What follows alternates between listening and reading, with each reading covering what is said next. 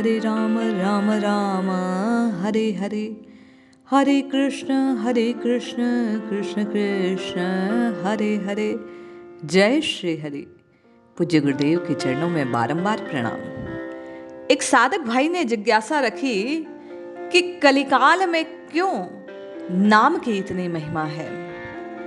भगवान श्री कृष्ण ने महाभारत में 5 पांडवों के माध्यम से कलिकाल की 5 जघन्य सच्चाइयों को, कड़वी सच्चाइयों को, घोर सत्य को प्रकट किया और उनसे बचने का उपाय बतलाया। आइए ये 5 सत्य हम और आप भी श्रवण करते हैं और जानते हैं कि कलिकाल में केवल और केवल हरि के नाम की ही इतनी महिमा क्यों है, क्यों महत्व है प्रभु के नाम को जपने का, और कैसे ये हरि नाम जीव का कल्याण करता है। 5वां और अंतिम जो सत्य है वे आपके और मेरे जीवन को पूर्णतया परिवर्तित करने वाला है, इसलिए कृपया ध्यान से सुने, उस बात के मर्म को हृदय में धारण करें और अपना कल्याण करें। कन्हैया का बताया हुआ एक एक सत्य आपको और मुझे एक नवीन दृष्टि प्रदान करने वाला है। 5 सत्य, 5 इंद्रियां और 5 को संयमित करने का उपाय है। आइए श्री कृष्ण ने पांडवों को क्या सत्य बतलाए, उन्हें श्रवण करते हैं। महाभारत के समय की बात है। 5 पांडव भगवान कृष्ण से कलयुग के बारे में चर्चा कर रहे थे, कलयुग के बारे में विस्तार से जान रहे थे, जिज्ञासाएं श्री कृष्ण के सामने प्रस्तुत कर रहे थे। कलयुग में मनुष्य कैसा व्यवहार करेगा, उसे कैसे व्यवहार से सुख की प्राप्ति होगी, उसे मोक्ष कैसे प्राप्त होगा, अलग अलग पांडवों की अलग अलग जिज्ञासाएं थी। इन्हीं प्रश्नों के उत्तर देने के लिए भगवान कृष्ण ने कहा, तुम 5 भाई वन में जाओ और जो कुछ दिखे आकर मुझे बताओ, मैं तुम्हें उसके प्रभाव बताऊंगा और तुम्हें सत्य ज्ञात हो जाएगा। 5 पांडव प्रसन्न हो प्रभु की आज्ञा मान वन की ओर प्रस्थान करते हैं। सर्वप्रथम युधिष्ठिर महाराज देखते हैं कि किसी हाथी के 2 सूंड हैं। यह देखकर वे आश्चर्यचकित रह जाते हैं। हाथी के एक ही सूंड देखी थी, आज 2 सूंड वाला हाथी देखकर उनके हृदय में जिज्ञासा उत्पन्न हो जाती है। जब अर्जुन आगे दिशा में बढ़ते हैं अपने लक्ष्य की ओर, वन की ओर, तो वे देखते हैं कि कोई पक्षी है, उसके पंखों पर वेद की ऋचाएं लिखी है, पर पक्षी मुर्दे का मांस खा रहा है। ये कैसा आश्चर्य। भीम ने तीसरे आश्चर्य को देखा, गाय एक बछड़े को जन्म देती है, बछड़े को इतना चाट रही है कि बछड़ा लहूलुहान हो जाता है। उनका सिर चकराने लगता है कि ये कैसा संयोग देखिए कि चौथा भाई सहदेव जब आश्चर्य से आगे देखता है तो उसे 7 कुएं नजर आते हैं।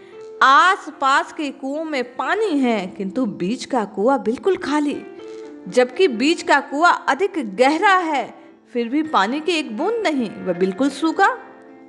सहदेव इन कुओं को देखकर किसी अलग ही जिज्ञासा में खो जाते हैं। 5वें भाई नकुल ने एक अद्भुत आश्चर्य देखा। वन की ओर जाते हुए नकुल देखते हैं कि एक पहाड़ से एक बड़ी शिला लुढ़कती वृक्षों से टकराती हुई, वृक्षों के तनों उसे रोक नहीं पा रहे, वह उनको छत विछत करती अन्य शिलाओं से टकराती है और अंत में आकर एक छोटे से पौधे का स्पर्श होते ही स्थिर हो जाती है वह शिला। 5 भाई 5 आश्चर्य को देखते हैं और पुनः घर लौट आते हैं।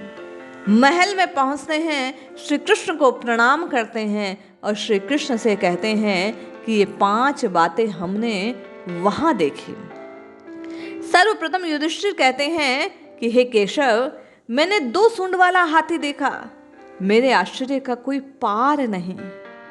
तब कृष्ण कहते हैं, युधिष्ठिर, ये कलयुग में प्रभाव दिखाने वाली बात होगी। जीव द्वैत बुद्धि से युक्त होगा, कहेगा कुछ करेगा कुछ, वह केवल और केवल दूसरों के शोषण को सोचेगा, दोनों हाथों से लेने का सोचेगा, देने की प्रवृत्ति लेश मात्र भी उसमें ना रहने वाली है। ये आने वाले कलयुग का प्रथम संकेत है। अब अर्जुन श्री कृष्ण से कहने लगते हैं कि हे केशव, मैंने देखा एक पक्षी को वेद की ऋचाएं थी, किंतु वह पक्षी बड़े ही घृणास्पद एक मुर्दे के मांस का भक्षण कर रहा था। श्री कृष्ण कहते हैं, हे पार्थ, ये कलयुग का प्रभाव है। बड़े बड़े पंडित विद्वान कहलाने वाले व्यक्ति, उनका आहार ऐसा ही निमिष हो जाएगा, उनका आहार ऐसा ही अशुद्ध बन जाएगा। वे कहेंगे कुछ और करेंगे कुछ। स्वयं वे लोगों से कहेंगे कि वेद की ऋचाएं ये कहती है, शास्त्र ये कहते हैं, श्री ग्रंथ ये कहते हैं, किंतु उनका आहार दूषित होने के कारण उनकी वाणी का प्रभाव दूर तक फैलने वाला ना होगा। इस बात को जब स्पष्ट करते हैं तो कन्हैया कहता है कि उनकी दृष्टि धन के ऊपर अधिक होगी। जैसे गिद्ध की दृष्टि मांस पर लगी रहती है, उसी प्रकार कलिकाल के प्रभाव से विद्वान की दृष्टि केवल और केवल धन के ऊपर केंद्रित होगी। वह अपनी विद्वता का परिचय केवल धन प्राप्ति को करने लगेगा। अर्जुन की जिज्ञासा को शांत करने पर भीम बोल पड़ते हैं कि कन्हैया, मैंने देखा कि गाय अपने बछड़े को इतना चाटती है कि वह लहूलुहान हो जाता है। श्री कृष्ण मुस्कुराते हैं और कहते हैं, हे भीम, ये कलयुग के प्रभाव की तीसरी दृष्टि थी जो तुम्हारे माध्यम से प्रस्तुत हुई है। ममता इतना अपना विकराल स्वरूप धारण करेगी कलिकाल में कि ममता के वशीभूत हुए माता पिता अपने ही बच्चों का हित साधने के चक्कर में उनका अहित कर बैठेंगे। किसी और का बेटा घर छोड़कर साधु बनेगा तो हजारों दर्शन करेंगे, उसकी जिह्वा से निकले हुए शास्त्र ज्ञान को श्रवण करेंगे, किंतु यदि अपना बेटा साधु बनता नजर आए तो रोने लग जाएंगे। अपने बेटे के हित को साधने के लिए, अपने बेटे के हित को साधने के लिए केवल वे काम करने लगेंगे। अपनी लड़कियों को जमाइयों की अमानत और शरीर और मृत्यु के रूप में आत्मा और परमात्मा के अपना जो मिलन है उसमें बाधा पहुंचाने लगेंगे। ये इसीलिए तुमने उस बछड़े को लहूलुहान देखा। जीव के स्वरूप का केवल और केवल परमार्थ को साधने के लिए प्रगटीकरण है, किंतु ममता के वशीभूत हुआ जीव अपने ही पुत्र को, अपने ही अंश को केवल संसार के विकारों की ओर प्रवाहित करेगा, जिससे अंततो गत्वा वह लहूलुहान हो जाएगा। ये शाश्वत सत्य है जो इस कलिकाल में आप और मैं दृष्टि में रखते हैं। चौथी बात की ओर सहदेव ने श्री कृष्ण का ध्यान दिलाया कि हे केशव, 7 कुएं बीच का खाली, इसका क्या तात्पर्य? श्री कृष्ण कहते हैं, कलयुग में धनाढ्य लोग अपने लड़के लड़कियों के विवाह में, मकान में, उत्सव में लाखों रुपए खर्च कर देंगे, परंतु किसी पड़ोसी को भूख प्यास से व्याकुल देखकर भी उसकी सहायता ना करेंगे। अपने स्वार्थ में, अपने दिखावे में, अपने व्यसनों में पैसा उड़ाते रहेंगे। आंख के आंसू किसी दूसरे के पोंछने का सामर्थ्य उनमें ना रहेगा। ये कलयुग का प्रभाव है जो तुमने दृष्टि से देखा। जैसे ही सहदेव की जिज्ञासा को प्रभु ने शांत किया, नकुल बोल पड़े, श्री कृष्ण, उस छोटे से पौधे का कम से कम महत्व बतला दो, रहस्य बतला दो कि एक बड़ी सी चट्टान कैसे छोटे से पौधे से रुक गई। जैसे ही श्री हरि को, श्री कृष्ण को नकुल ने ये बात कही, श्री कृष्ण मुस्कुराए, अपने स्थान से खड़े होते हैं और केशव कहने लगते हैं कि हे पांडवों, केवल और केवल कलिकाल में जीव के उद्धार का एक ही साधन है, वह छोटा सा पौधा।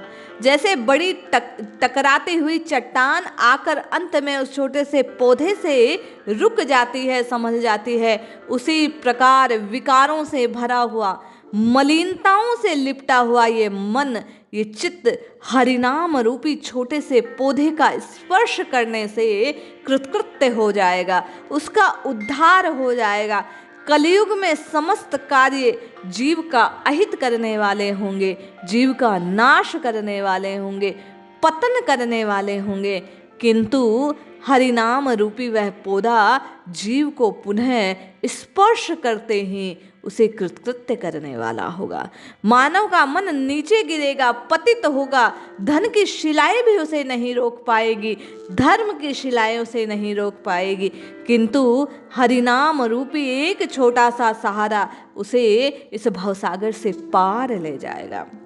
इस प्रकार कलयुग के प्रभाव को बतलाते हुए श्री कृष्ण ने हरिनाम की महत्ता को प्रकट किया।